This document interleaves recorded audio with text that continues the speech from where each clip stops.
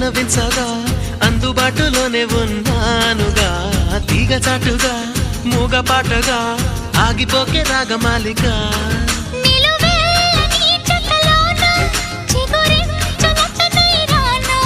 కొనగోటి కొంటె నానా